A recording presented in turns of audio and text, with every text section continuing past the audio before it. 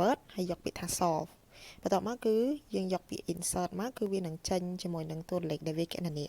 ហើយយើងអត់ចាំបាច់មានឧបករណ៍ពីរដើម្បីទៅមើលមេរៀនមួយទៀតទេគឺយើងអាចពុះអេក្រង់នៅលើនឹងបាន direct តែម្ដងគឺយើងអាច voice សលេងបាន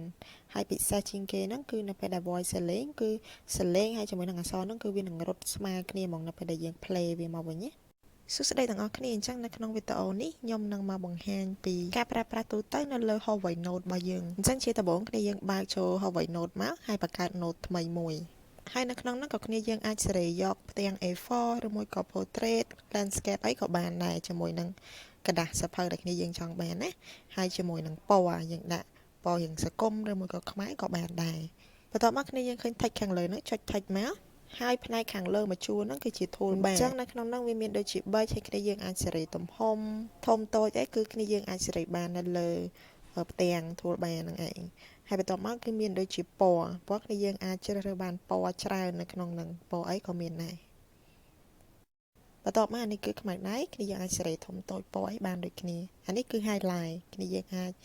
highlight នៅពេលដែលគ្នាយើងមានអក្សរដែលសរសេររួចណាអញ្ចឹងយើងដាក់ពណ៌អីក៏បានហើយបើចង់បានបន្ទាត់ឲ្យត្រង់ហ្មងគ្នាយើងបើកឲ្យកន្លែង straight line ហ្នឹងមកហើយគូមកគឺវាត្រង់ឲ្យស្រាប់បន្ទាប់មកចុចលុបគ្នាយើងអាចលុបអក្សរដែលសរសេរបានហើយអានេះគឺ laser អញ្ចឹងនៅពេលដែលគ្នាយើងប្រើ laser យើងគូររង្វង់ជុំវិញអក្សរហ្នឹងមកបន្ទាប់មកគឺវានឹងផាប់អាប់អក្សរនៅលើហ្នឹងក្នុងហ្នឹងមាន copy មាន delete មាន resize ឯផ្សេងៗអញ្ចឹងទៅអញ្ចឹងនៅក្នុងហ្នឹងយើងអាច copy យើងអាច resize ឯផ្សេងៗបានអញ្ចឹងហើយពិសេសជាងគេនៅលើ 11.5S series ថ្មីគឺយើងមានមុខងារគណនាលេខនេះយើងចូល laser មកហើយគូជុំវិញយកពាក្យថា convert ហើយយកពាក្យថា solve បន្ទាប់មកគឺយើងយកពាក្យ insert មកគឺវានឹងចេញជាមួយនឹងតួលេខដែលវាគណនាឲ្យអញ្ចឹងអាចគណនាបានដូចជាឬការ៉េដូចជាលេខកុនលេខចែក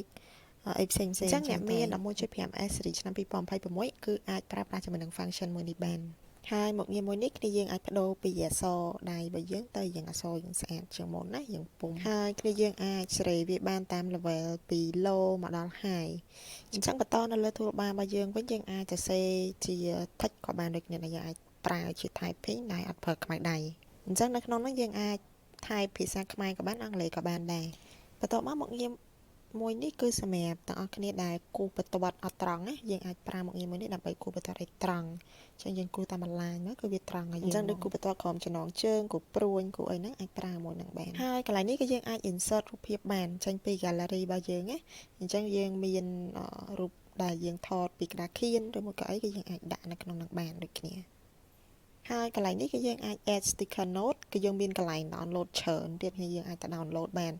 ហើយសម្រាប់ខ្ញុំមានស្រាប់ហើយអញ្ចឹងខ្ញុំអាចប្រើ note ជំនួយពីលើនឹងមកតង់ទៀតដើម្បីងាយស្រួល note នៅលើกระดาษដែលយើងកំពុងរៀនណាកន្លែងនេះគឺយើងអាច zoom បានហើយកន្លែងនេះគឺ pointer នៅពេលដែលយើងបញ្ចាំង slide យើងអត់ចង់គូអីឲ្យញ៉ៃហើយលុបវិញគឺយើងអាចប្រើមួយនេះបានកន្លែងនេះយើងបិទក៏បានបើកក៏បានដែរប៉ុន្តែគាត់ថានៅពេលដែលយើងបិទយើងទៅសេដោយដៃគឺវានៅចេញប៉ុន្តែនៅពេលដែលយើងបើកអាមុខងារហ្នឹងគឺយើងទៅសេបានតែនៅលើខ្មៅដៃឯងហើយគ្នាយើងអាចដូរទំព័រនៅកន្លងពេលដែលគ្នាយើងប្រើប្រាស់ note ហ្នឹងក៏បានដូចគ្នាដែរកន្លែងនេះគឺយើងអាច voice សលេងបានហើយពិសេសជាងគេហ្នឹងគឺនៅពេលដែល voice សលេងគឺសលេងហើយជាមួយនឹងអក្សរហ្នឹងគឺវានឹងរត់ស្មើគ្នាហ្មងនៅពេលដែលយើង play វាមកវិញណាអញ្ចឹងដូចនៅក្នុងនេះខ្ញុំ record ហើយខ្ញុំ play វាមកវិញអញ្ចឹងឃើញថាសលេងហើយជាមួយនឹងអក្សរគឺវារត់តាមគ្នាក្នុងពេលតែមួយហ្មងក្នុងករណីដែលគ្នាយើងចង់បដូរឈ្មោះ note គ្នាយើងចុចលើហ្នឹងមកហើយយើងវាយឈ្មោះដែលយើងចង់ដាក់បន្ទាប់មកយើងចុចថា OK អញ្ចឹងវានឹងដូរឈ្មោះឲ្យហើយខាងលើនេះគឺយើងអាច export ចេញជារូបភាពក៏បានជា PDF ក៏បានដែរឬមួយក៏ជា note តែម្ដងអញ្ចឹងសម្រាប់រូបភាពនៅពេលដែលយើង export ហើយគឺវានឹងចូលនៅក្នុង gallery ហ្មងណាចឹងយើងអាចឆែកចូលនៅក្នុង gallery បានសម្រាប់ PDF គឺយើងអាច save បានដូចគ្នាហើយនៅក្នុង Huawei Note ក៏គ្នាយើងអាច import ជារូបភាពឬមួយក៏ PDF ហ្មងក៏បានដែរហើយចំណុចពិសេសរបស់វានៅពេលដែលប្រើប្រាស់ការ export បែបហ្នឹងអញ្ចឹងខ្ញុំឧទាហរណ៍នៅពេលដែលយើង import ចូលជា PDF អញ្ចឹងខ្ញុំឧទាហរណ៍ថាយើងមានមេរៀនមួយសម្រាប់មើលហើយយើងចង់បានផ្ទាំងមួយទៀតសម្រាប់ដែល